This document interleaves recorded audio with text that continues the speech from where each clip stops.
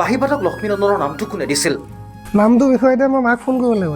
এইবাৰ বিহুত কি নতুন দেখুৱাব বাহিবাদক লক্ষ্মীনন্দনে? বহলকে চিন্তা কৰি আছে আৰু কমপ্লিটলি ইনষ্ট্ৰুমেণ্টেল বেণ্ড এটা কথা চিন্তা কৰিছোঁ এবাৰ। বাহিবাদক লক্ষ্মীনন্দনৰ বাঁহীত শুনক সুমধুৰ ধ্বনি। ছোৱালীবোৰে বাহিবাদকক কিয় ইমান ভাল পায়? সেইটো মই গম আছে নথকা অনুৰাগী যেনেকৈ ল'ৰা আছে তেনেকৈ ছোৱালীও থাকিব পাৰে, একো নাই। আজি লক্ষ্মীনন্দনে ক'ব সোণু নিগমৰ সৈতে বাঁহী বজোৱাৰ অভিজ্ঞতাৰ কথা।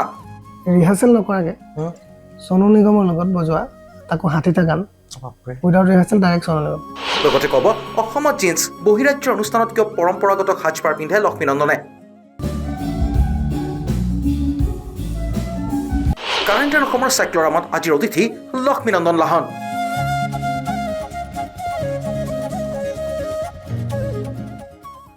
স্বাগতম জনাইছোঁ প্ৰিয় দৰ্শক, আপোনালোকে চাই আছে কাৰেণ্ট অসম আৰু কাৰেণ্ট অসমৰ এই বিশেষ অনুষ্ঠান চাইক্লৰামত মই জনাজ্যোতি আপোনালোকক স্বাগতম জনাইছোঁ। আৰু আজি পুনৰ এনে এগৰাকী ব্যক্তিক বা এনে এগৰাকী সত্তাক আমি আমন্ত্ৰণ কৰিছোঁ, যিগৰাকী সত্তা অন্ততঃ মোৰ বাবে বিশেষ।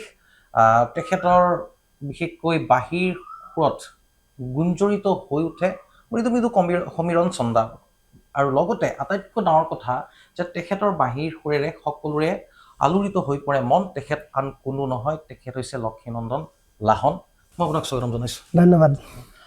প্ৰথম কথা, বহুদিনৰ পৰাই মই তুমি বুলিয়ে সম্বোধন কৰিছোঁ, কাৰণ বহুদিনৰ পৰা কথা বতৰা এটা হোৱাৰ ইচ্ছা আছিল।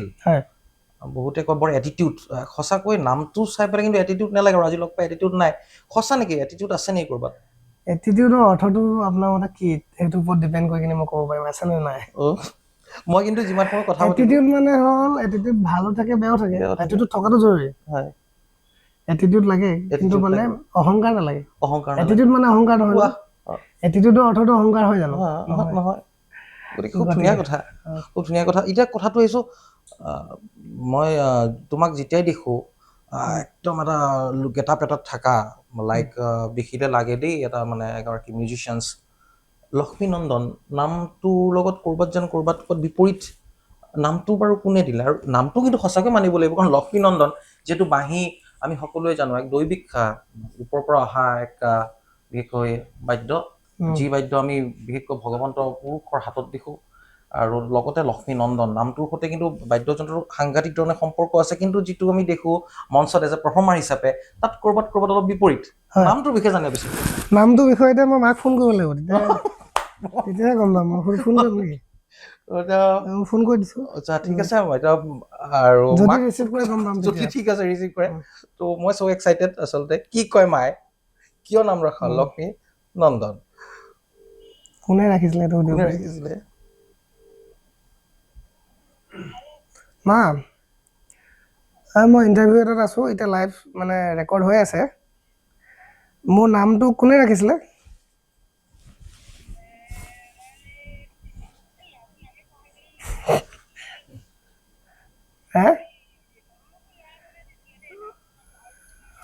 মানুহজনৰ নাম পাহৰিলে আপুনি ন? আমাৰ ঘৰৰ ওচৰৰ এজন দাদাই দিছিলে বুলি কৈছে। কৈ দিয়ক, কি বুলি কৈছে কৈ দিয়ক। ল'ৰাজন নেকি? হ'ব, একো নাই। আপুনি দোকানত আছে চাগে, মই ফোন কৰিম বাৰু পাছত। একো নাই, ঠিক আছে। মা মানে বিজনেছ আছে, গতিকে অকণ ব্যস্ত থাকে। মই তথাপিও মাজতে ফোন কৰি সুধি দিলোঁ। হয় নেকি? ঠিক আছে হ'ব, এইবোৰ পাছত পাতিম দিয়ক। মই লাইভ কেমেৰা চলি আছে ইয়াত। মোৰ নামটো আমাৰ যিটো গম পালোঁ, কিন্তু প্ৰথমতে মই গম পাইছোঁ যে মানে আপোনাৰ হয়তো পেৰেণ্টছ সাংঘাতিক ধৰণে আপোনাক মটিভেট কৰে। কৰে। মা মানে যোদ্ধা বুলি ক'ব লাগিব, সাংঘাতিক লেভেলত। দেউতা নাই। মায়ে এতিয়া দেখিছেনে বিজনেছ, তেওঁৰ দোকান আছে ৩-৪খন বেলেগ বেলেগ, আৰু কিবা কিবি আছে। তেওঁ নিজে অকলে চলায়। মানুহ আছে ৰাখি থৈছে, কিন্তু মানে তেওঁ নিজে চলায়। তো সেইটো এটা মোৰ কাৰণে, তেওঁক দেখি মই বহুত ইনস্পায়াৰ হওঁ। তেওঁৰ পৰা শিকোঁ মানে কিমান কষ্ট কৰিব পাৰি, কি লেভেলত মানুহে কষ্ট কৰে, আমাৰ কাৰণে কি কৰিছে। সেইটোৰ পৰা ইনস্পায়াৰ হৈ কিনি আজি মই চাগে এইবিলাকত অকণমান সময় দিব পাৰিছোঁ, কষ্ট কৰিব পাৰিছোঁ। আৰু মই ভাবোঁ বহুতৰ বাবে প্ৰেৰণা এতিয়া, বিশেষকৈ নিউ জেনেৰেশ্যনৰ যিসকলে ভাবিছে পেচা কৰিম বুলি আহিছে মিউজিকক। গতিকে মই দেখোঁ তেওঁলোকক বহুতে তোমাক ফ'ল' কৰে। কিন্তু এইখিনিতে সৰু এটা কথা, দেউতাক নাই বুলি ক'লা, অকণমান জানিব পাৰিমনে? দেউতা তেতিয়া বেমাৰ হ'ল, গা বেয়া হোৱাৰ কাৰণে ঢুকালে। ক'ৰবাত নহয় ক'ৰবাত সেইটো দুখ থাকিবই নিশ্চয়। দেউতা দুখ নাথাকে মানে যিমান মানুহ কি হয়, এদিন আমিও মৰিম, আপুনিও মৰিব, প্ৰত্যেকজন মানুহ যাবলৈ আহিছো। কিন্তু তেওঁ যিখিনি সময় আমাৰ লগত আছিল, ইমানখিনি সময় আছিলে, ভগৱানে ৰাখিছিলে তেওঁক। যিখিনি সময় আমাৰ লগত আছিলে সেইখিনি মোৰ মানে স্মৃতি একদম বৰ ধুনীয়া এটা স্মৃতি হিচাপে থাকি গ'ল। গতিকে দুখ লাগিবলৈ কোনো কথা নাই। তেওঁ এতিয়া বেলেগ দায়িত্ব আছে চাগে, ভগৱানে সেইকাৰণে বেলেগত লৈ গ'ল। গতিকে সাংঘাতিক পজিটিভ। আৰু মই এইখিনিয়ে ক'ম যে লক্ষ্মীনন্দন সাংঘাতিক ধৰণৰ পজিটিভ, যিখিনি দুষাৰী কথাতে গম পাইছোঁ। এতিয়া আহিছোঁ, বহুতো কথা থাকিব তোমাৰ লগত, কোনটো কথা আগতে কওঁ কোনটো কথা পাছত কওঁ, অলপ টান হয়। কিন্তু প্ৰথম কথা, তুমি নিজকে এগৰাকী মিউজিচিয়ান হিচাপেই পৰিচয় দিব ভাল পোৱা? নহয়, মই নিজকে মানুহ হিচাপে ভাল মানুহ যদি বুলি ভাবে মোক কোনোবাই, খুব ভাল পাওঁ। এজ এ হিউমেন বিং যদি কোনোবাই মোক পৰিচয় কৰে, ই বৰ ভাল মানুহ দেই, তেতিয়া মোৰ ভাল লাগে। কাৰণ মিউজিচিয়ান বহুত আছে পৃথিৱীত, কাৰোবাৰ চিন্তা বেয়াও হ'ব পাৰে, কাৰোবাৰ চিন্তা ভালো হ'ব পাৰে। ভাল মনৰ এজন মানুহ বুলি যদি মোক পৰিচয় দিয়ে মানুহে, ভাল পাওঁ তেতিয়া। আশা কৰোঁ তুমি সদায় এনেদৰে ভাল হৈ, মানে অৰ্থাৎ আমাৰ ক্ষেত্ৰতে হওক, তোমাৰ যিখন প্ৰতিচ্ছবি ভাল হৈয়ে থাকক। যিসকলে নাজানে, ওচৰৰ পৰা পোৱা নাই, ওচৰত এবাৰ কথা পাতি ল'ব। এতিয়া বিহু আহিছে, বহুতে হয়তো ক'ব যে নাই, বিহুৰ আগতে কুলিৰ নিচিনা আহি গ'ল, কথা পাতিব, ইণ্টাৰভিউ দিবলৈ। আচলতে সেইটো নহয়। সুস্থ সংগীতৰ পোষকতা যিসকলে কৰে, এই অনুষ্ঠানটো অলপ চাব, বহু কথাখিনি গম পাব। এতিয়া আহিছোঁ তোমাৰ পেছাগত বৃত্তিটোত আহিছোঁ, কথা পাতিম কাৰ কাৰ লগত বজাইছা সেইবোৰতো আমি গমেই পাই আহিছোঁ। এতিয়া কথাটো হৈছে, তোমাৰ এইখিনি পৰ্যায় পাওঁতে যথেষ্ট তুমি সংগ্ৰাম কৰিব লগা হৈছে। কিন্তু ক'ৰবাত ন ক'ৰবাত মই দেখোঁ বাঁহী বজোৱাটো বহু আমাৰ বাদ্যযন্ত্ৰী আছে, বহু আছে।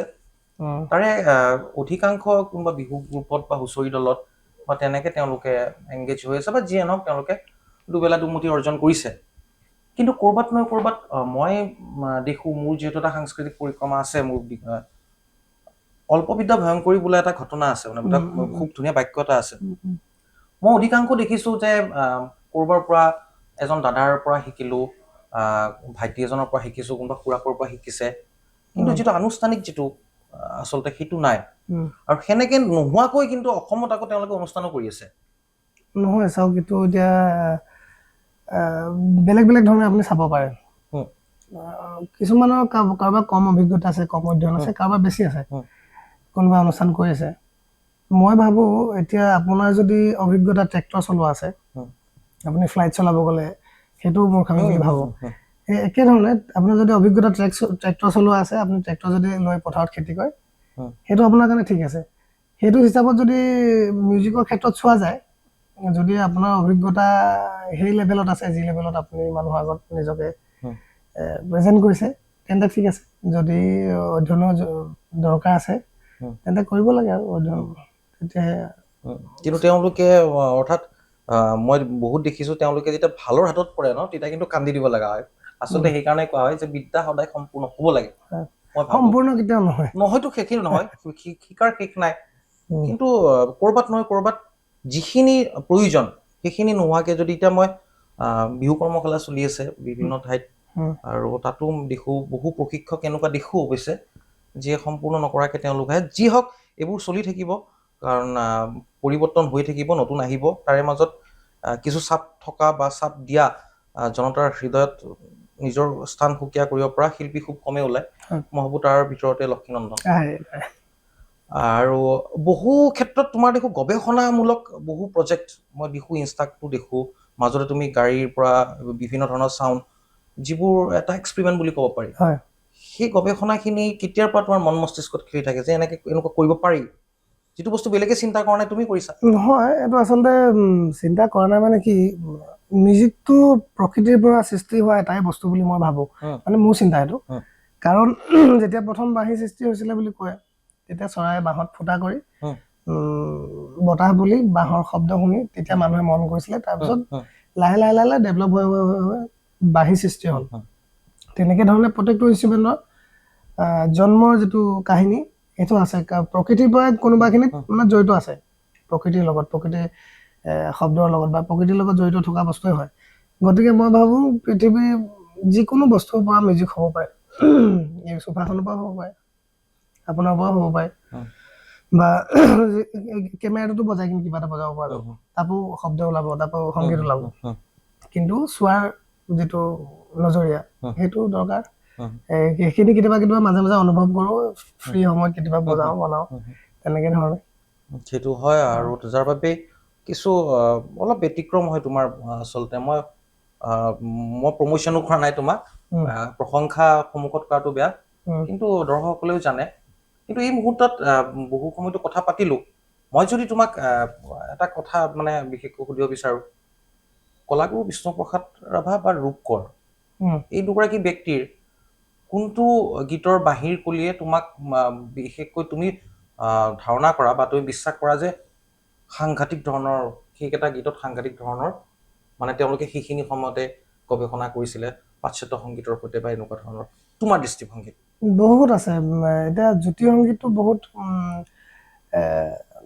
আপোনাৰ পেণ্টাটনিকত বেছিভাগ হয় গতিকে পেণ্টাটনিকটো ব্লুজ স্কেল বুলিও কোৱা যায় ৱেষ্টাৰ্ণ মিউজিকত পেণ্টাটনিক ব্লুজ স্কেল বুলিও থাকে তো তেওঁৰ কি বুলি কয় প্ৰেজেণ্টেশ্যনটো বেলেগ আছিল শব্দ বেলেগ আছিল কিন্তু সেই সংগীতটো পৃথিৱীত চব জেগাতে একেই যেনেকৈ এতিয়া ৰাভাদেৱৰতো বৰ সাংঘাতিক তেওঁতো গানৰ কথা কোৱাটো বাদেই তেওঁ অভিনয় পৰা আদি কৰি গোটেইকেইটা কলাৰে তেওঁ অধিকাৰী গতিকে তাৰ ওপৰত মইনো কি ক'ম হয় আপোনাৰ তাৰপিছত তোমাৰ যিটো গুণগুণাই আছে বা মনত যিটো সদায় মানে সেই যিটো সুৰ বা যিটো কলি ৰূপকৰ বা কলাগুৰু তোমাৰ ভাল লাগে অকণমান যদি তুমি শুনাই দিয়া নিশ্চয় ভাল লাগিব মই প্ৰায় কিমান দিন হ'ল 2-3 বছৰমানৰ আগত এটা ৰীল এটা বনাইছিলোঁ কলাগুৰু লৈ নাহৰ ফুলে নহয় বুলি আচ্ছা সেইটো অকণমান বজাব চেষ্টা কৰিম বহুত দিন হ'ল নাই নিশ্চয় নোটছ ভুল হৈ যাব পাৰে কোনো কথা নাই এইটো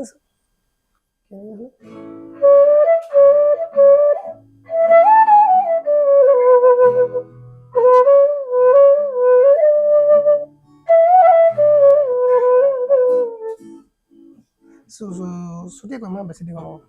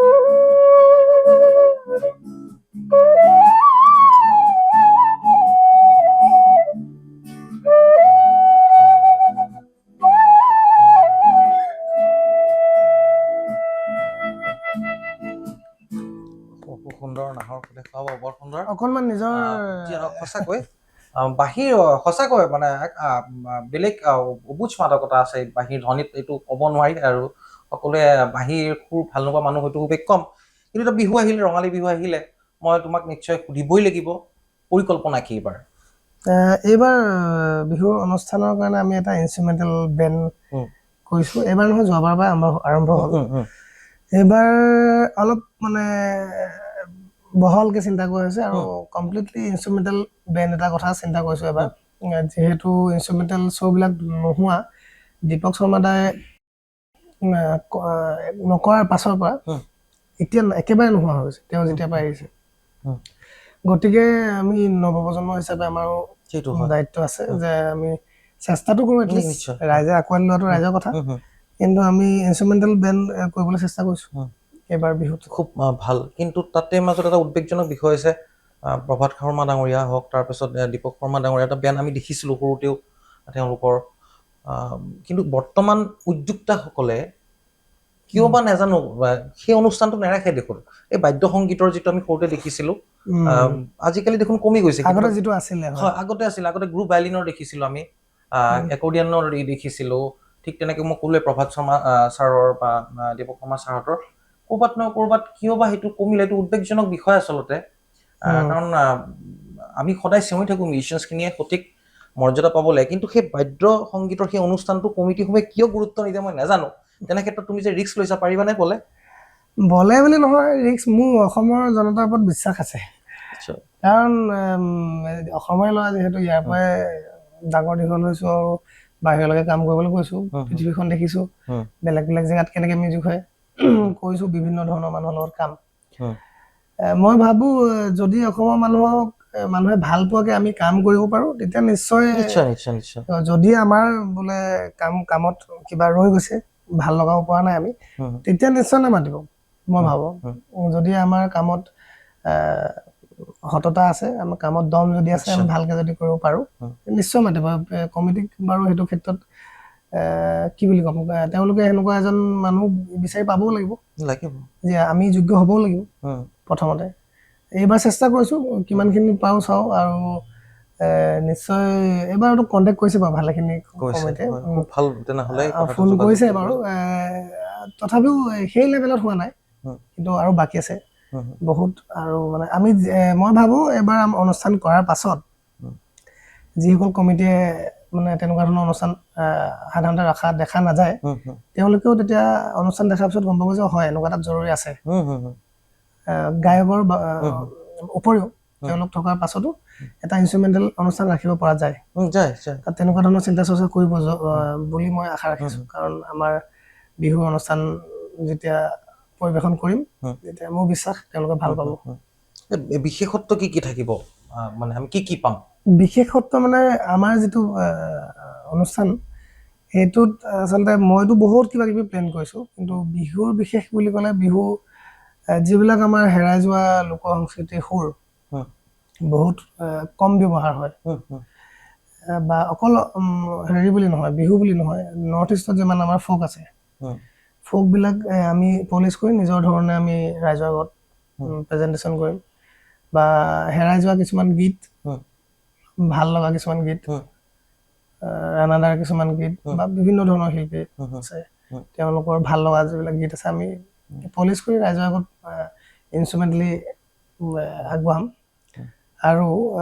আৰু প্লেন কৰিছিলোঁ, কিন্তু সেইবিলাক চাগে এতিয়ালৈকে ইমান ধৈৰ্য হোৱা নাই বুলি ভাবিছোঁ। কাৰণ মই ভাবিছিলোঁ কোনোবা এখন ষ্টেজত কেতিয়াবা মোৰ লগত বাকী বেণ্ডটো আছে, বেণ্ডটোৱে অনুষ্ঠান পৰিৱেশন কৰি থাকিব, বজাই থাকিব, সেই মিউজিকৰ পৰা যি এখন ছবি মনলৈ ভাহি আহিব, তেনেকুৱা এখন ছবি মই মঞ্চত আঁকিম। এইবিলাক বাৰু পাছলৈ হ'ব, প্ৰথমতে এইখিনি আমি আগবাঢ়ি লওঁ। লাহে লাহে বহুত প্লেন আছে বেলেগ বেলেগ, কাৰণ ফুল এটা পেকেজ, মানে গায়ক আৰু শিল্পীৰ মাজত আজিকালি খুব ডিফাৰেঞ্চিয়েট এটা হৈ আছে। তো শিল্প সাধনা কৰাৰ এটা দল আমি একলগ হৈছোঁ। প্ৰত্যেকজন মিউজিচিয়ানে বেলেগ বেলেগ ইনষ্ট্ৰুমেণ্ট বজায়, বেলেগ বেলেগ কলাৰ অধিকাৰী বেণ্ডত থকা। তো ভৱিষ্যতে আমি এনেকুৱা ধৰণৰ অনুষ্ঠান কৰিম য'ত প্ৰত্যেকটো কলাই যাতে দেখা পায়, সাঙুৰি ল'ব পাৰি, তেনেকুৱা ধৰণকে চিন্তা চৰ্চা কৰিছোঁ। আৰু অলৰেডি আমাৰ মানুহ কেইবাজনো ভাল মানুহ জড়িত হৈছে। ৰিপুণ জয়দা আছে, ঋতুৰাজ মেধি আছে তেওঁ আমাৰ লগত, আৰু বহুত ভাল মিউজিচিয়ান আছে যি মাল্টি টেলেণ্টেড মানুহ, এটা আৰ্ট নহয়। তেনেকুৱা ধৰণৰ এটা চিন্তা চৰ্চা কৰিছোঁ। নহ'লে কেৱল বাদ্যযন্ত্ৰ কেৱল গায়ক হৈ থকাতকৈ অলপ পৃথককৈ চিন্তা কৰিছোঁ। কিন্তু তাৰ আগতে আমি আমাৰ ইনষ্ট্ৰুমেণ্টেলো প্ৰথমতে মানুহৰ আগত প্ৰদৰ্শন কৰি লওঁ, মানুহে ভাল পায় বেয়া পায়, তাৰপিছত বাকীবিলাক আমি লাহে লাহে নিশ্চয় ভাল পাব। আমাৰ শুভেচ্ছা থাকিলে। কিন্তু অলপ ধেমালিয়ে কৰিছোঁ দেই, বিহুৰ যিটো অনুষ্ঠানলৈ মন মেলিছা, ৰেড মেনুত নামটো দিছা নে নাই? আমি ইমান ডাঙৰ মানে আৰ্টিষ্ট হোৱা নাই। ৰেড মেনুত কাৰ নাম আহে, এইটো আমি নিদিওঁ নহয়, এইটো তাকেতো বদমাচিটো কোনে কৰে বাৰু? সেই কামটোতো নিউজে কৰে, ক'বই লাগিব। আপুনি নিজৰ হ'লেও ক'বই লাগিব, সেইটোত আপোনালোকে নিৰ্ধাৰণ কৰি কেনেকৈ গম পাই নাজানো। কিন্তু মই দেখাত মানে যিহেতু ময়ো বহুতৰ লগত বজাই আহিছোঁ, কিমান লয় কি লয় গম পাওঁ, বহুত ভুলকৈ দিয়ে। সেইটোৱেইটো আটাইতকৈ কি ক'ম, সেইটো মানুহৰ খং উঠে দেখি, ইমান পইচা লৈছে। কোনোবাই কম পইচা ল'লে তাৰ বেছি লিখি দিব, কোনোবাই বহুত বেছি লয় তাৰ আকৌ কম লিখি দিব। খেলি মেলি মানুহৰ মাজত সাধাৰণ ৰাইজে কি ভাবিব, সঁচা বুলি ভাবিব ন। কিছুমান বস্তু আমি চাই চিতি পাব্লিছ কৰাটো ভাল কথা। সেইটো হয়। কিন্তু এটা বাদ্যযন্ত্ৰী সুৰত তুমি এটা গ্ৰুপ কৰিছা, দল কৰিছা, কিন্তু আমাৰ বিশেষকৈ অতি পৰিতাপৰ বিষয় দেই, দুখৰ বিষয় যে আমি কি কৰোঁ, তুমিও এটা বেণ্ড কৰিছা, ময়ো কৰিছোঁ। মই নেগেৰা বজোৱা মানুহ এজন আনিছোঁ, দতৰা বজোৱা আনিছোঁ, বিহু হুঁচৰিত বজোৱা বাঁহীবাদক এজন আনিছোঁ, তেখেতক কৈছোঁ তিৱা বজোৱা, তিৱাৰ পিছত হামজাৰ আহিব, হামজাৰৰ পিছত বিহু আহিব, মই বজাই থাকিম। যিটো অনুষ্ঠান লক্ষ্মীনন্দন লাহনে ছাপ'জ মই এটা ক'লোঁ আনুমানিক বাজেট কিবা এটা দিছে, তাতকৈ মই আকৌ কিন্তু 12,000 একেবাৰে কমতে কৰিম। যাৰ বাবে মোৰ বিশেষকৈ লোক সংস্কৃতি বা লোককৃষ্টি বা বাদ্যযন্ত্ৰীসকলৰ মাজত এটা আমি কি হয়, তুমিও পোৱা নাই ময়ো পোৱা নাই, এইটো আটাইতকৈ ডাঙৰ কথা। তুমিও যিখিনি পাব লাগে সেইখিনি পোৱা নাই, আৰু মই যিখিনি পাব লাগে তোমাৰো মই ভাত মাৰি পেলাই মই একেবাৰে কমত কৰিছোঁ। প্ৰব্লেমটো তাত। সেইটো হয়। সেইটো মানে এতিয়াতো ইনষ্ট্ৰুমেণ্টেল বেণ্ডৰ ক্ষেত্ৰতো নকওঁ বাৰু, সেইটো হোৱা নাই এতিয়ালৈকে, ইনষ্ট্ৰুমেণ্ট বেণ্ডে নাই। কিন্তু গায়কৰ লগত যিখিনি বাদ্য সংগত কৰা যায় আমিয়ে কৰোঁ। চব লেভেলত নহয় কিন্তু দেই, যিখিনি অলপ উচ্চ মানদণ্ডৰ মানে গায়ক গায়িকা কণ্ঠশিল্পী আছে তেওঁলোকৰ লগত এইবিলাক নহয় মোৰ হিচাপত, মই পোৱা নাই, মই নিজেও কাম কৰিছোঁ।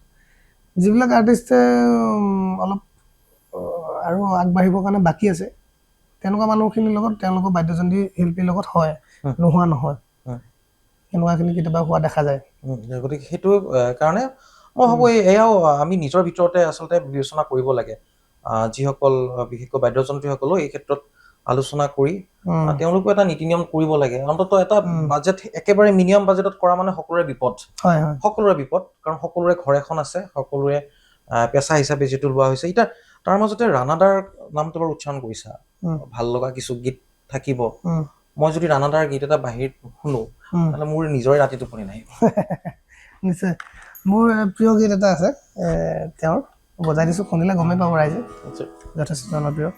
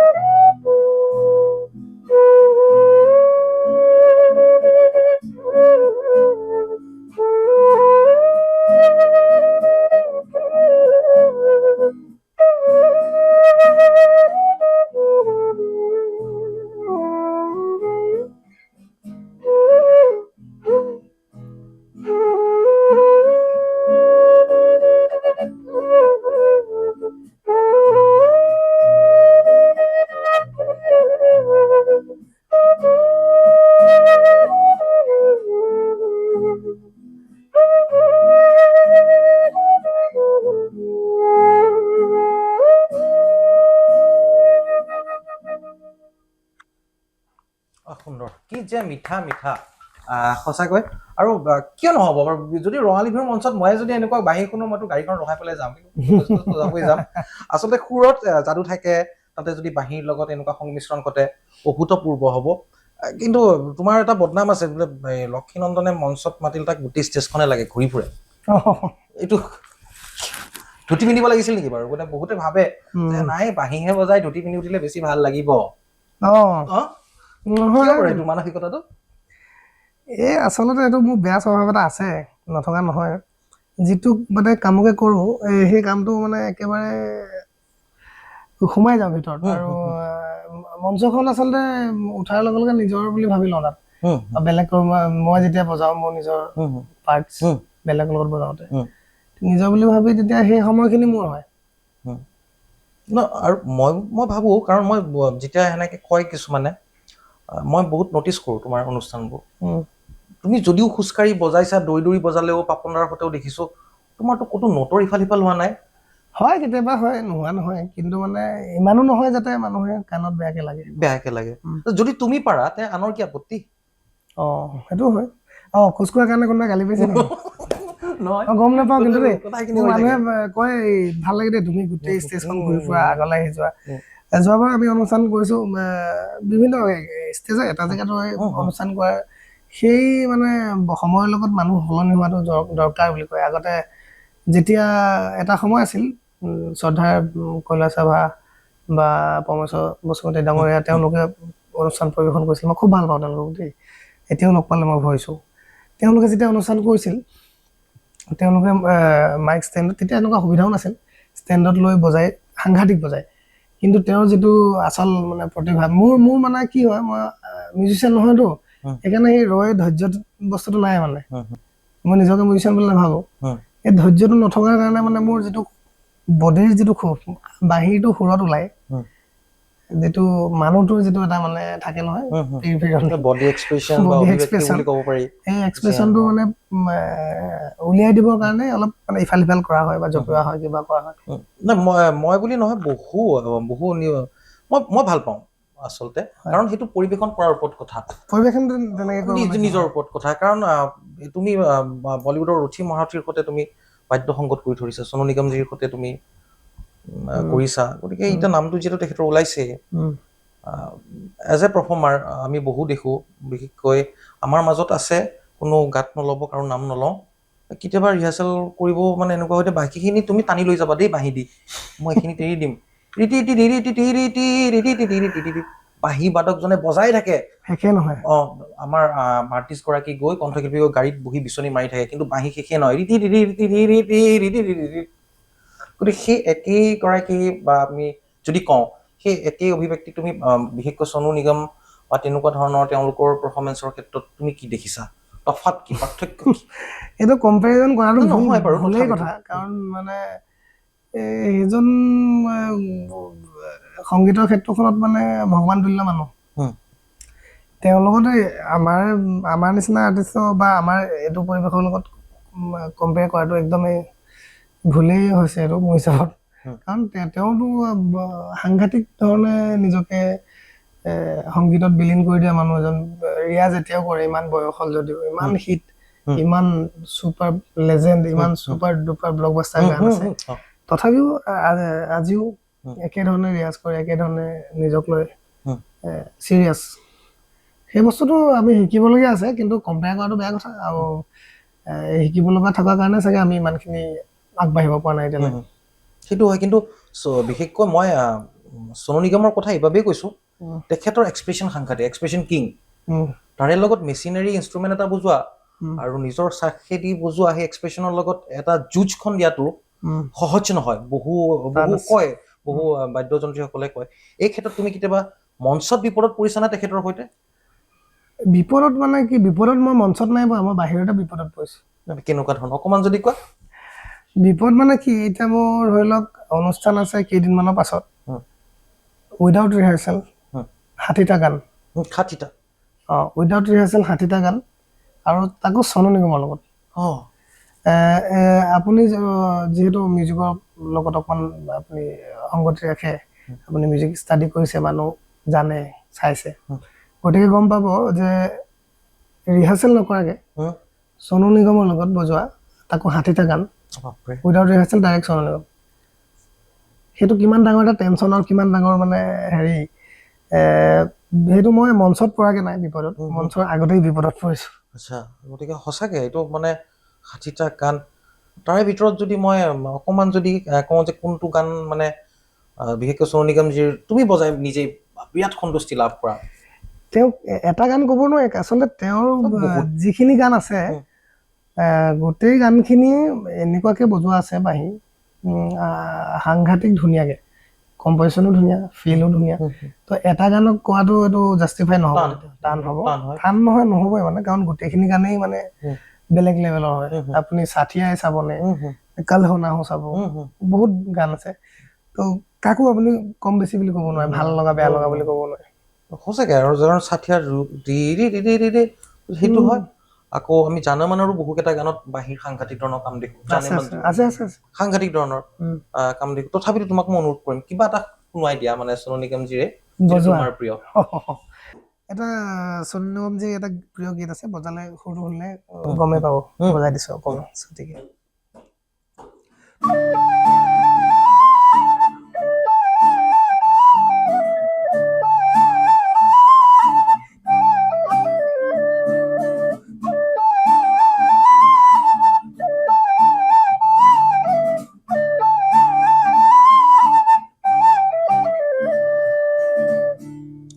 हस्ती रहे तो हस्ती रहे, आया की लाली खिलती रहे, such a song, কি ক'ম তাৰ মানে মোৰ গানো খেৰি যায় আচলতে। এইবোৰ ক্ৰিয়েশ্যন। আৰু মই বহু কথা থাকিব, কিন্তু সময়ৰ টিকনি সদায় একফালে বিশেষকৈ, আৰু দৰ্শকসকল কিন্তু মই অন্ততঃ কি বুলি কওঁ আপোনালোকক অনুৰোধ কৰিম নে কি কৰিম, এবাৰ এই লক্ষীনন্দনৰ যিটো প্ৰচেষ্টা, এটা বেণ্ড খুব সুন্দৰ, এইখিনিতে হয়তো আপোনালোকে কেৱল এটা ধাৰণা কৰিব পাৰে যে কিমান ধুনীয়া হ'ব এক সুৰ সমলৰ যিটো অনুষ্ঠান আমি অতিবাৰ বিহুত পাম, এটা ব্যতিক্ৰম। এয়া বাকী কথা উদ্যোক্তাসকল, আপোনালোকে জনতা জনাৰ্দন, কিন্তু যি হওক কথাটো শেষ নহ'ব। মই তোমাক আৰু এটা কথা সুধিব বিচাৰিম। আমাৰ বিশেষকৈ যিহেতু তোমাক মই দেখোঁ বিভিন্ন তুমি গৱেষণা কৰি থকা, চাউণ্ডৰ লগত গৱেষণা কৰা, বিভিন্ন ধৰণৰ, আমি চিনেমাৰ ক্ষেত্ৰত কৈছোঁ, চিনেমাৰ BGM-ৰ ক্ষেত্ৰত বাঁহী এনেকুৱা এটা, প্ৰায় সকলো বাদ্যযন্ত্ৰৰে এষ্টাব্লিছ কৰিব পাৰি, কিন্তু বাহিৰে প্ৰতিটো ছিকুৱেঞ্চ পাৰি, সুখ দুখ হাঁহি কান্দোন সকলো পাৰি। মই এখন চিনেমা অকণমান আগতে কৈছোঁ, জানেমান, য'ত হেৰি আছিলে, ডিৰেক্টৰৰ নাম পাহৰিলেও, হয়তো কুন্দৰ আছিলে, শ্ৰীজ কুন্দৰ, তাত সলমান খান এক্টিং কৰিছিলে, অক্ষয় কুমাৰ আছিলে, তাত বাঁহীৰ BGM সাংঘাতিক ধৰণে ইউজ কৰিছিলে আচলতে, সাংঘাতিক তাৰমানে, মই ইমান নাজানো বাৰু, য'ত কেতিয়াবা ল' স্কেলত কৰে, কেতিয়াবা হাই কৰে, গোটেই ট্ৰিটমেণ্টবোৰ, ড্ৰামেটিকেলি ট্ৰিটমেণ্টবোৰ বাহিৰে লৈ গৈছে, কথাবোৰ তেনেকুৱা ধৰণৰ। গতিকে তুমি ক'ৰবাত ভাবানে যে আমাৰ আমি স্কোপ, বিশেষকৈ বৰ্তমান যিখিনি অসমীয়া চিনেমা চলি আছে, তাত কিন্তু ক'ৰবাত নহয় ক'ৰবাত বাঁহীক আমি ব্যৱহাৰ কৰিব লাগিছিল, আমি ক'ৰবাত পৰা নাই? নহয়, এইটো ডিমাণ্ডৰ ওপৰতো কথা আছে। চিনেমা এখন যেতিয়া হয়, BGMটো হ'ল আমি চিনটোক মানে ফিল দিবৰ কাৰণে BGMটো কৰা হয়। গতিকে সেই চিনটোৱে কি বিচাৰিছে সেইটোৰ ওপৰত ডিপেণ্ড কৰে। যদি এনেতো ইউজ কৰোঁ বুলি ক'লে বহুত কিবা কিবি কৰিব পাৰি, সাংঘাতিক কৰিব পাৰি, কিন্তু সেই চিনটোৱে কি বিচাৰিছে, সেই চিনেমাখনৰ অনুভৱটো এনেকুৱা আছিল যে তাত বাঁহী বিচাৰে, চিনেমাখনৰ চিনটোৱে চিত্ৰনাট্য ডিমাণ্ড কৰিব লাগিব। মই বাঁহী বাদক বুলি মই কেতিয়াও নাভাবোঁ যে এই গানটোত মই বেছিকে বজাই দিম, গানটোৱে যিমান বিচাৰে, কাৰণ সেইটোহে আচল মানে সংগতকাৰী বুলি কয়। কাৰণ মই যদি বেছি কৰি স্পইল কৰি দিওঁ, তেতিয়া শুনিবলৈ, চাহত চেনি বেছি দিলে খাবলৈ বেয়া হয়, মছলা বেছি দিলেও পেট বেয়া হয়, যিমান পৰিমাণৰ দৰকাৰ। সেইখন চিনেমাত মছলাৰ বেছি প্ৰয়োজন আছিলে, বাঁহীৰ মছলাৰ, সেইকাৰণে তাত বেছি হ'ল চাগে। অসমত চাগে এতিয়ালৈকে তেনেকুৱা ধৰণৰ ষ্টৰী কম হৈছে চাগে, সেইকাৰণে ব্যৱহাৰটো কম হৈছে, নোহোৱা নহয়, হৈছে। মই নিজে বজাইছোঁ কেইবাখন চিনেমাত, বজাইছে, কিন্তু সেই লেভেলত হোৱাগে নাই। আৰু যদি যিদিনাখনে দৰকাৰ হ'ব চাগে, তেতিয়া নিশ্চয় ডাইৰেক্টৰে ব্যৱহাৰ কৰিব। কেতিয়াবা তুমি কেতিয়াবা স্পেচ খাই পাইছানে ছিংগাৰৰ মঞ্চতে, এই বাঁহীটো মই মাৰি দিওঁ, বদমাচি কৰি পাইছা না মঞ্চত? মই বদমাচি নাই কৰা। এখন মঞ্চত বদমাচি নহয় এইটো একজেক্টলি, অডিয়েঞ্চকো বদমাচি কৰিছে বুলি ক'ব নোৱাৰি, অডিয়েঞ্চে জোৰ কৰিছিলে এখন মঞ্চত। তেতিয়া মই এটা অনুষ্ঠান কৰিব গৈছিলোঁ আমাৰ নীল আকাশৰ লগত। আমি খুবেই একেবাৰে নিজৰ ককাই নিচিনা হয়, গোটেই বেণ্ডটোৰ লগত সম্পৰ্ক ভাল। আমি তেতিয়া শিলচৰ চাগে NIT গৈছিলোঁ অনুষ্ঠান কৰিবলৈ। তেতিয়া মই নীলদাৰ লগত সংগত কৰিছিলোঁ, বজাই আছিলোঁ। কিন্তু শিলচৰ NIT বহু ল'ৰা ছোৱালী যেন পঢ়ি আছে, তেওঁলোকে মোৰ অলৰেডি ইউটিউবত চাই খুব ভাল পায়। তেতিয়া কি হ'ল, নীলদা অনুষ্ঠান পৰিৱেশন কৰি আছে মাজতে এটা গানৰ কাৰণে ৰোল, আৰু তেতিয়া মানে তলৰ পৰা ইমান চিঞৰিছে লক্ষীদা তাৰমানে কেলে চিঞৰিছে, মই কি হ'ল কেলে চিঞৰিছ, কিবা এটা বজাব লাগিব। তেতিয়া মানে নীলদা নিজেই ক'লে, আৰু তেওঁ নিজৰ এইটো মহান চিন্তাৰ কাৰণে, চিন্তাধাৰা ভাল কাৰণে তেওঁ ক'লে এইটো কিমানকে বিচাৰিছে, দুটা ইনষ্ট্ৰুমেণ্টেল বজাই দে। আকৌ তেওঁহে আহি মোক ৰিকুৱেষ্ট কৰিছে এইটো বজাই। তেওঁ সেইকাৰণে সেইটো স্পেচ খোৱা বুলি নকওঁ একজেক্টলি, এইটো ৰাইজৰ মৰম। আৰু নীলদায়ো মোক তেতিয়া আগবঢ়াই দিছিল, যেতিয়া মই চলোৱা আৰম্ভ কৰা নাছিলোঁ, নীলদায়ো আগবঢ়াই দিছে যে সেই মঞ্চখনত ইমান, তেতিয়া নীলদা এতিয়াও কিমান ডাঙৰ ব্যক্তিত্ব। সি থকাৰ পাছতো মোক ৰাইজে জোৰ জবস্তি আনি পৰিৱেশন কৰাইছে ইনষ্ট্ৰুমেণ্টেল। যিবিলাকে ভাল পায় সেই লেভেলত তেওঁলোকক বহুত ধন্যবাদ, কাৰণ ইমান ডাঙৰ এটা ব্যক্তিত্ব ছাইডত মোৰ কাষত থকাৰ পাছতো মোক বিচাৰিছে যে, সেইটো মই ছিংগাৰৰ হেৰি কৰিছোঁ বুলি নকওঁ, মানে কি বুলি কৈছিলে আপুনি শব্দটো, স্পেচ খোৱা বুলি নকওঁ। নিশ্চয় ক'ব নোৱাৰি, স্পেচ দিব লগা হৈছে। আৰু এইটো ক'বলৈ গ'লে এটা এচিভমেণ্ট, কাৰণ তুমি ইমান ধুনীয়াকে এতিয়া শ্ৰদ্ধা সহকাৰে তেখেতৰ, আৰু আচৰিত যেতিয়া তোমাক এনেকে দিয়া হয়, এইটো গৌৰৱ কৰাৰ বিষয়। কিন্তু সেই অকমান যদি সেই গীতটি অকমান শুনাই দিলে নিশ্চয় অলপ ভাল পাম। কিবা বজাইছিলো পাহৰিলো নহয় মই তেতিয়া, তথাপিতো অকমান কিবা এটা বজাইছিলো, কি বহুত দিন হ'ল নহয়, বহুত দিন হ'ল। আচ্ছা, তোমাক যদি মই সুধো যে জুবিন দা আৰু পাপন, এওঁলোকৰ ভিতৰত কোনটো গীত তোমাৰ কাৰণে অলপ তুমি ভাবা যে এইটো গীতত কিন্তু এনেকুৱা কাম কৰিছে অলপ টান?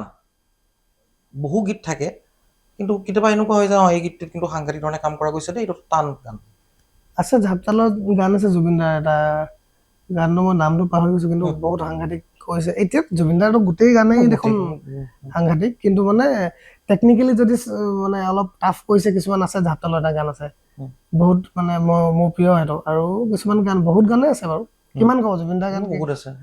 পাপন দাৰো এনেকুৱা আছে, পাপন দাৰ কোক ষ্টুডিঅ'তে কিছুমান গান আছে যিবোৰ তেওঁ পৰিৱেশন কৰিছে। ডিজাইনটো যেনেকে কৈছে টেকনিকেল, মই টেকনিকেল কথা কৈছো দেই, মানুহৰতো পচন্দৰ হয়েই বাৰু, এনেও হিটো হয়, কিন্তু মই টেকনিকেল কথাটো কৈছো। কোক ষ্টুডিঅ'ত যেনেকে ডিজাইন কৰিছে কিছুমান গান, আজিও বহুত মঞ্চত বেলেগ বেলেগ কণ্ঠশিল্পীয়ে পৰিৱেশন কৰে তেনেকুৱাকৈ, তাক ফ'ল' কৰে। সেইটো এটা তেনেকুৱা ধৰণৰ।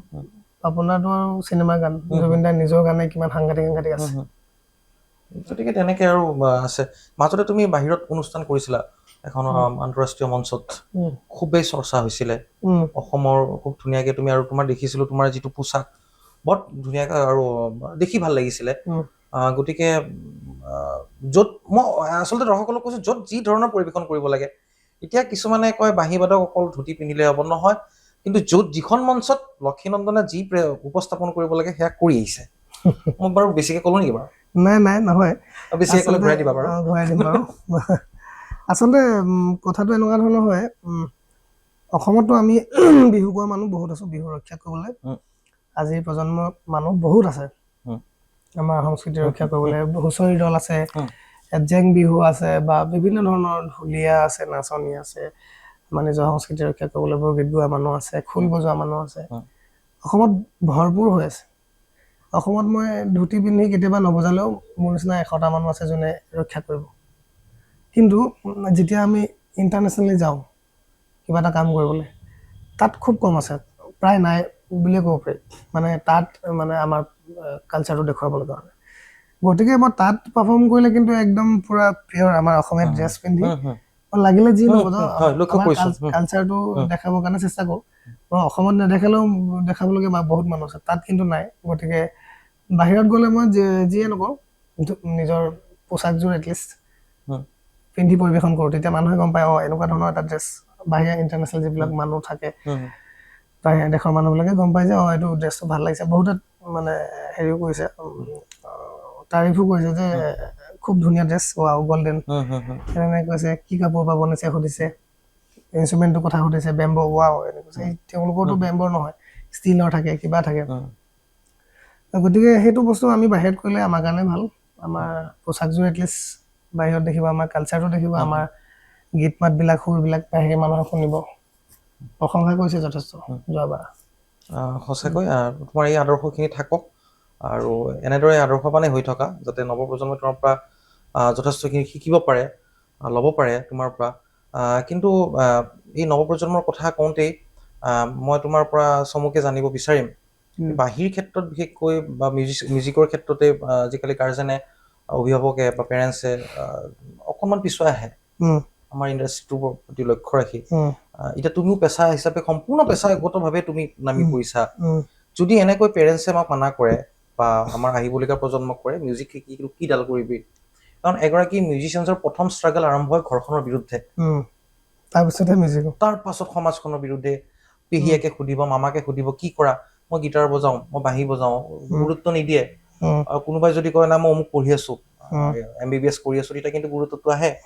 তেনে ক্ষেত্ৰত তুমি কি মেছেজ দিব বিচৰা? মেছেজটো দিব পৰা হোৱা নাই, কিন্তু মই মানে কথাতকৈ কামত বিশ্বাস কৰোঁ। সেই এতিয়া যে বেণ্ডটো কৰিবলৈ ওলাইছোঁ, সেইটোৱে যদি আগবঢ়াই লৈ যাব পাৰোঁ, সেইটোৱে যদি বহুত কিবা সাংঘাতিক এটা বেলেগ পৰিৱৰ্তন আনিব পাৰে আমাৰ অসমৰ লোক সংস্কৃতিৰ ক্ষেত্ৰত বা বাদ্যযন্ত্ৰী শিল্পীৰ কাৰণে, তেতিয়া উদাহৰণ হৈ ৰ'ব। আৰু তেতিয়া অভিভাৱকে নিজে গম পাব পাৰি নে নোৱাৰি। আমি চেষ্টা কৰি যাম, কাৰণ এনেকুৱা যদি নোৱাৰি বুলি যদি প্ৰত্যেকজন অভিভাৱকে নাই এইটো মিউজিক কৰিব নালাগে, কি কৰি খাবি তই, পাছত অৱস্থা বেয়া হ'ব। আৰু সেইটো নিজৰ ওপৰতো নিজেও এনেকুৱা ডেডিকেটেড হ'ব লাগিব, কষ্ট কৰিব লাগিব, অধ্যয়ন কৰিব লাগিব, ৰেৱাজ কৰিব লাগিব। কষ্ট আছে কিন্তু দেই, কৰিলেহে মানে জীয়াই থাকিব বাদ্যযন্ত্ৰী শিল্পী। নহ'লে এটা সময়ৰ পিছত কিন্তু যদি এনেকেই চলি থাকে, মই ভাবোঁ মানে কমি যাব, একেবাৰে নোহোৱা হৈ যাব নিচিনা হ'বও পাৰে। কাৰণ গায়কসকলে ইলেক্ট্ৰনিক মিউজিক কৰি কম্পিউটাৰত কৰি চলি যাব, পৰিৱেশনো আজিকালি ট্ৰেকত কৰি দেখোন ষ্টেজত। কিন্তু এই যদি বাদ্যযন্ত্ৰী শিল্পীৰ যিটো পৰিৱেশ চলি আছে বৰ্তমান সময়ত আমাৰ নিচিনা মানুহৰ, সেইটোক যদি আমি ভুল বুলি প্ৰমাণ কৰি দেখাব নোৱাৰোঁ এই সময়তে, তেতিয়া পাছলৈ অকণমান দিগদাৰ হ'ব। সেইকাৰণে ওলাইছোঁ, আমি এটা দল ওলাইছোঁ যোনে আমি চেষ্টা কৰিম এইটো কাম কৰিবৰ কাৰণে, যাতে বাদ্যযন্ত্ৰ বজায়ো বেলেগ কিবা ছবি আঁকি বা বেলেগ কিবা এটা আৰ্ট লগত জড়িত হৈও মানুহ জীৱন যাপন কৰিব পাৰে। কাৰণ এইটো ভাল পোৱা কাম, সেইটো যদি আমি কৰোঁ তাত সুখী। আজি মই ৰাতিপুৱালৈকে টোপনি খতি কৰি দিব পাৰোঁ মিউজিকৰ লগত, কাৰণ মই ভাল পাওঁ। কিন্তু মোক বেলেগ এটা কাম দি দিয়ক, DTP কৰিব দিয়ক, বেলেগ কিবা কম্পিউটাৰত বহাই দিয়ক, বা তেতিয়া হয়তো মই নোৱাৰিম ইমান কষ্ট কৰিবলৈ। গতিকে মই ভাল পোৱা কামটো আগবাঢ়ি যাবৰ কাৰণে যিবিলাক নতুন প্ৰজন্ম আছে তেওঁলোকৰ উদাহৰণ হিচাপে আমি দলটো ওলাইছোঁ, যাতে তেওঁলোকেও দেখক, তেওঁলোকেও আগবাঢ়ি আহক, ইনষ্ট্ৰুমেণ্টেল এটা পৰিৱেশ বনক, অসমত গঢ় লৈ উঠক। আমিয়ে নহয়, আমাৰ নিচিনা 100টা ইনষ্ট্ৰুমেণ্টেল বেণ্ড ওলাওক, তেতিয়াহে মানে সেই বস্তুটো থাকিব। অকল মানে গানো নহয়, গান গোৱাটো বেয়া কথা নহয়, গানো হ'ব লাগে, ইনষ্ট্ৰুমেণ্টেলো হ'ব লাগে, তেতিয়াহে পৰিৱেশটো সমানে বেলেঞ্চ থাকিব। বেছি গান হৈ গ'লেও বেয়া, বেছি ইনষ্ট্ৰুমেণ্টেল হৈ গ'লেও বেয়া। গতিকে আমাৰ ইয়াতেতো অকণমান গানটো বেছি হৈ আছে, তো আমি চেষ্টা কৰিম ভৱিষ্যতে। তাকেহে এতিয়াতো এনেকুৱা হৈছে, ওপৰত শিল মাৰিলে তলত য'ত পৰে তেখেতেই কোনোবা ছিংগাৰ নহয়, ছিংগাৰত পৰে। বৰ ভয়ংকৰ। তাৰ বাহিৰে আৰু যিয়ে হওক, কিন্তু সঁচাকৈ মই শলাগে লৈছোঁ, কাৰণ তুমি এইখিনি সাহস কৰিছা এই আপদীয়া দিনত বুলি কওঁ, য'ত আমি লাগিব লাগে ক'ত লাগি আছো, ক'ত আমি সকলোৱে জানো কিছুমান বিতৰ্ক অনাহুত কথা এটা কৈ দিলে আপুনি, ভাল লাগিল শুনি। ধন্যবাদ। একো নাই। এতিয়া অকণমান ব্যক্তিগত কথা সুধিম, বিশেষকৈ আচ্ছা লক্ষীনন্দন, দীঘলীয়া হৈছে বাৰু, তথাপিতো মোৰে কথা শেষ নহয়। বাঁহী বজোৱা, মই পূৰ্বেও বহুখিনি কথা এইখিনি কৈছোঁ যে বৰ ফেন তোমালোকৰ ছোৱালীবোৰ। হ'ব পাৰে, চাগে ল'ৰাও ফেন আছে। মোক ল'ৰাই আলেগৈ লিখি দিয়ে মেছেজত। আচ্ছা, মই ল'ৰা মেছেজে বেছিকৈ পাওঁ। ল'ৰা মানে ক'লা কুকুৰ টাইপটো নহয়? নহয়, নাজানো, ভুল নবুজিব। নাই, ল'ৰাবিলাকো দাদা বহুত ভাল পাওঁ, আপোনাক মেছেজ কৰে, ধন্যবাদ, থেংক ইউ। এইটো অনুৰাগী তেওঁলোক। আৰু বিশেষকৈ মানে এটা কয় যে বাঁহী বজোৱা ল'ৰা দেই বিৰাট চঞ্চল, চকুৰ একদম পাক্কে চাপি নেকি, শ্ৰীকৃষ্ণ বাঁহী বজাইছিলে এনেকৈ। গতিকে ময়ো দেখিছোঁ, কিন্তু বহুত তোমাৰ ফেন ফলোয়িং আছে ছোৱালী। সেইটো মই গম আছে, নথকা অনুৰাগী যেনেকৈ ল'ৰা আছে তেনেকৈ ছোৱালীও থাকিব পাৰে, একো নাই, ভাল কথা এইটো। আৰু বিশেষকৈ বাঁহী বজালে শৰীৰটো বহুত কষ্ট হয়, তুমি মই ভগৱানে ৰাখো তুমি কুশলে থাকা উম, আৰু বিশেষকৈ আমাৰ মিউজিক ইণ্ডাষ্ট্ৰি এটা মানে বৰ বদনাম আছে অকণমান গ্লেমাৰ এটা পোৱাৰ লগে লগে নিচাত ধৰি দিয়ে হয় গতিকে মই ভাবো আশা কৰো ভগৱন্ত পুৰুষে তোমাক এইটোৰ পৰা কোটি কোটি দূৰত ৰাখক একদম ধন্যবাদ বহুত বহুত গতিকে সেইটো মই সদায় বিচাৰিম গতিকে তাৰে কেতিয়াবা যদি বিচলিত হোৱা উম। তেনেহ'লে আছে নহয় মোৰ এতিয়া ৰিপুঞ্জ দা আছে ন মোৰ চিনিয়ৰ মানুহ কেইজন মোৰ লগত কিয় আছে মোক আছে। কোবাই ঘূৰাই কিবা কিবা কি কৰিবলৈ ওলাইছে এইবিলাক উম। নকৰিবি এইবিলাক এনেকুৱা মানুহ আছে মোৰ লগত মই আছে। তেনেকুৱা মানুহৰ লগত থাকো হয়। সেইকাৰণে মই ইমান নিজৰ ভৱিষ্যতক লৈ মানে বেয়া হ'ম বুলি চিন্তা নকৰো মোক মানে চিধা ৰাস্তাত লৈ অনা মানুহ আছে মোৰ লগত মই তোমাক এটা অনুৰোধ কৰিম সামৰাৰ আগতে তুমি যেতিয়া তোমাৰ কথা ভাবিলে জানা পাপনদাৰ লগত বুজোৱা তেতিয়া সাংঘাতিক ধৰণে ক্ৰাউড থাকে বৰ সাংঘাতিকে বিৰাট চিঞৰ বাখৰ বিৰাট জনপ্ৰিয় গীত তাৰপিছত দেখো মই তাত এটা মেলোডি ন এই বস্তুটোত এটা ভাৰতৰ পৰা ওলোৱা গান তোমাৰ কথা ভাবিলেই জানা আৱেগিক গান এটা ইমান ক্ৰাউডৰ মাজত তাৰ মাজত মই বহুবাৰ দেখিছো পাপন দাই এফাই কি গায় তোমালৈ আগুৱাই দিয়ে পাপন দাই এফাই কি গায় তোমালৈ আগুৱাই দিয়ে আৰু দেখিছো দুটাৰ এখন শীতল যুঁজ চলে তাৰমানে দে মই এনেকে কৈছো এইবাৰ এই যিটো যুগলবন্দী তেনেকুৱা ক্ষেত্ৰত মই তোমাৰ পৰা জানিব বিচাৰিম যে সেই তেতিয়া তোমাৰ অকণমানো সমস্যা নহয় নে ইমান চিঞৰ বাখৰ সমস্যা নহয় আমাৰ টেকনিকেল কিছুমান কথা থাকে যিবিলাক ৰাইজে খুব কম গম পায় যিবিলাকে জানে ইনিয়াৰ বুলি আমাৰ এটা বস্তু থাকে হেডফোনডাল থাকে গানত আমি স্পষ্টকে নিজৰ গোটেই যোনে কি বজাইছে চব শুনি পাওঁ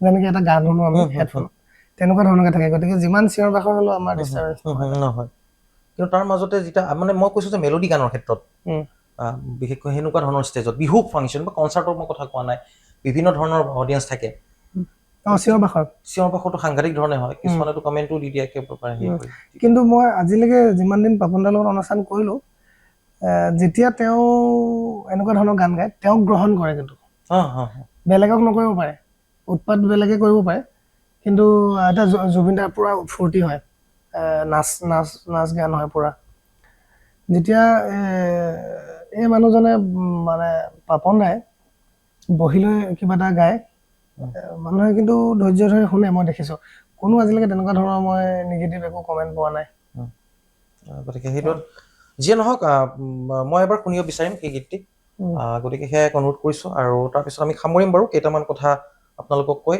যে প্ৰথম কথা উদ্দেশ্য তুমি গম পালোৱে যে এটা খুব সুন্দৰ এটা বেণ্ড তুমি এবাৰ বিহু লৈ সাজি কাচি ওলাইছা আৰু য'ত মই অন্তত মানে মই যদি মই ভুল নহয় এই বেণ্ডটোত বহু ব্যতিক্ৰম কিছু হয়তো দেখিবলৈ পাব আৰু কিছু সুৰৰ নতুন সংমিশ্ৰণ হেৰাই যোৱা যিসমূহ গীত আমাৰ চিনাকি গীত অথচ আমি পাহৰি থাকো যে বিহুৰ মঞ্চত দেখোন এই গীতটো পাৰি তথাকথিত হিট নাম্বাৰ দিয়াতকৈ সেইবোৰ গীতে দিও মানুহক নচাব পাৰি গতিকে এইবাৰ কিন্তু আমি লক্ষ্মীনন্দনক হয়তো বিহুত আমি সেই ৰূপতে দেখিম লক্ষ্মীনন্দন মই অনুৰোধ কৰিছো যিহেতু মোৰ এটা ফেভৰেট গীত সেইটো তোমাৰ কথা ভাবিলেই জানা অকণমান তোমাৰ শৈলীতেই তুমি অকণমান যদি বজাই দিয়া ভাল লাগিব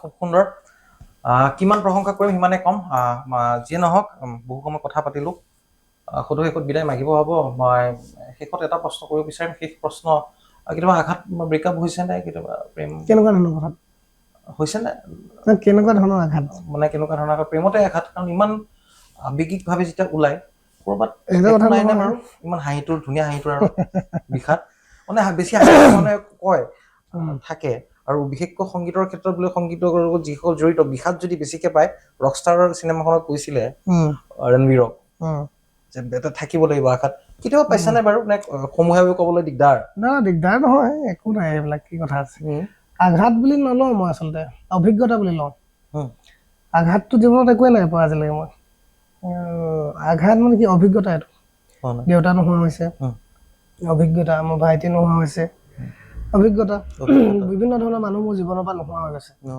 অভিজ্ঞতা শিক্ষা সেইটোৱে আঘাত একো নাই গতিকে নিশ্চয় হয়তো এইখিনিও ভাবিব পাৰোঁ যে কোনোবাই সেনেকৈ হৃদয়খনো বিদীৰ্ণ কৰি গৈছে হয়তো সেইটো এটা অভিজ্ঞতা আছে নাই সেইটোৱে অভিজ্ঞতা কৈছোঁ দেখোন যে দেউতা নোহোৱা গ'লেতো কিমান ডাঙৰ প্ৰেম প্ৰীতিৰ কথা কৈছে যে আপুনি তাতকেও বহুত ডাঙৰ কথা এইটো আছে আছে দেউতা নোহোৱা নিচিনা সেইটো অভিজ্ঞতা বেলেগ ধৰণৰ আঘাত গতিকে সকলো দুখকে পজিটিভ কৰি লৈ যাব পাৰি আৰু আজি হয়তো পাকে প্ৰকাৰান্তৰে লক্ষ্মীনন্দনে খুব ধুনীয়াকৈ কৌশলগতভাৱে ক'লে সেইবাবে হয়তো কোৱা হয় যে বাঁহী বজোৱা মানুহ ক'ৰবাত ন ক'ৰবাত বদমাছ তেওঁলোকৰ লগত নোৱাৰি যি হওক কিন্তু অসমৰ সংগীত উদ্যোগত লক্ষ্মীনন্দনৰ পৰা আমি বহুত আশা কৰিছোঁ সময় বহুত আছে আৰু আগবাঢ়ি যাব ৰাইজৰ আশীৰ্বাদ লাগিব আৰু লগতে শুদ্ধ সমালোচনাও লাগিব হয়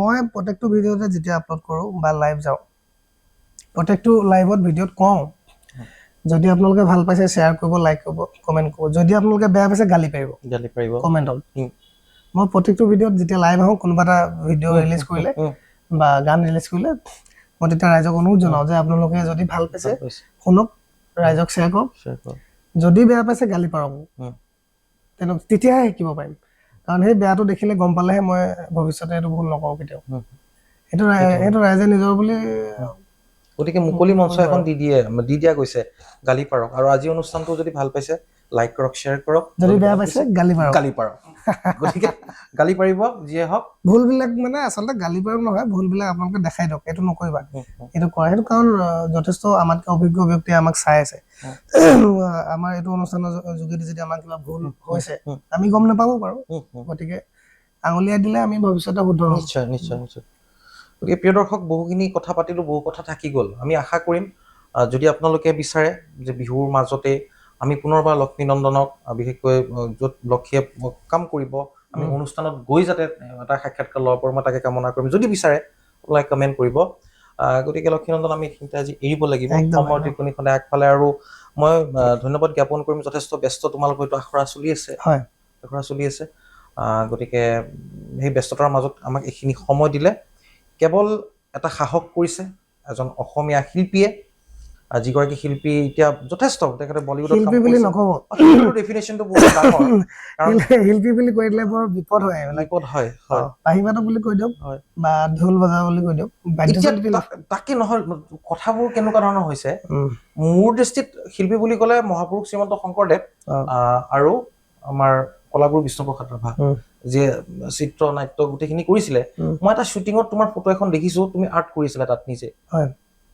গতিকে মই ভাবোঁ সেই পৰ্যায়লৈ তুমি যোৱা চেষ্টা কৰিম যাবলৈ হয় সেইটো এটা সুপ্তপ্ৰতীয়া বুলি নকওঁ কাৰণ মই দেখিছোঁ কাম কৰা আৰু সেইকাৰণে ক'ৰবাত নহয় ক'ৰবাত বিশেষকৈ এই তথাকথিত তেওঁলোকক শিল্পী নামটো সংযোজন কৰাতকৈ মই নৱপ্ৰজন্মক নেতৃত্ব লোৱা লক্ষ্মীনন্দনহঁতক শিল্পী বুলি ক'বলৈ বেছি গৌৰৱ উপভোগ কৰোঁ ধন্যবাদ গতিকে যিয়ে হওক এইখিনি আজিলৈ এৰিছোঁ প্ৰিয় দৰ্শক এতিয়া ওলাই আহিছে লক্ষ্মীনন্দনহঁত ওলাই আহিছে খুব সাংঘাতিক ধৰণে এটা নতুন প্ৰচেষ্টা লৈ য'ত আমাৰ চিনাকি গীতসমূহ থাকিব য'ত বিশেষকৈ আটাইতকৈ ডাঙৰ কথা নৱপ্ৰজন্মৰ বাবে অৰ্থাৎ আপোনালোকৰ ঘৰৰ ল'ৰা ছোৱালীৰ বাবে এই অনুষ্ঠানটো অতিকৈ এট্ৰেক্টিভ হ'ব অৰ্থাৎ আকৰ্ষণীয় হ'ব এয়া মই আপোনালোকক কথা দিছোঁ গতিকে আপোনালোকে কেৱল অপেক্ষা কৰক বহাগলৈ আৰু হয়তো আমি কিছুদিন পাছত আমি দেখা পাম আপোনাৰ ইনষ্টাগ্ৰামত টিজাৰ বা তেনেকুৱা ধৰণৰ আমি যিয়ে নকওঁ কিয় কিন্তু ধন্যবাদ জ্ঞাপন কৰিছোঁ ধন্যবাদ আপোনালোক আপুনি আমাক এইখন মঞ্চ দিয়াৰ কাৰণে ইয়াত বহিবলৈ যোগ্য বুলি ভবাৰ কাৰণে আপোনাকো ধন্যবাদ নহয় সেইটো আচলতে নহয় আৰু আমাৰ কাৰেণ্ট আছামৰ আমি সদায় এয়াই আমি বিশ্বাস কৰোঁ যে সুস্থ সংগীতৰ ভূপতা হ'ব লাগে যোগ্যজনে মৰ্যাদা পাব লাগে আৰু অযোগ্যজনে যোগ্যসকলৰ পৰা শিকিব লাগে বাকী আজি বিশেষ নকওঁ প্ৰিয় দৰ্শক আজিলৈ বিদায় মাগিছোঁ এয়া আছিল লক্ষ্মীনন্দন লাহন আৰু যাৰ নামেই পৰিচয় যাৰ কামেই পৰিচয় আৰু প্ৰিয় দৰ্শক এনেধৰণৰ অনুষ্ঠান চাবলৈ আপোনালোকে কিন্তু ফ'ল' কৰি থ'ব কাৰেণ্ট আছাম কাৰেণ্ট প্লাছ আমাৰ তিনিখনকৈ পেজ লগত আমি জিঅ' প্লেটফৰ্মত উপলব্ধ GTPL 977 উপলব্ধ ইউটিউব ইনষ্টাগ্ৰাম সকলোতে আমাক পাব কেৱল টিটেলে চাই থাকিব কাৰেণ্ট আছাম ধন্যবাদ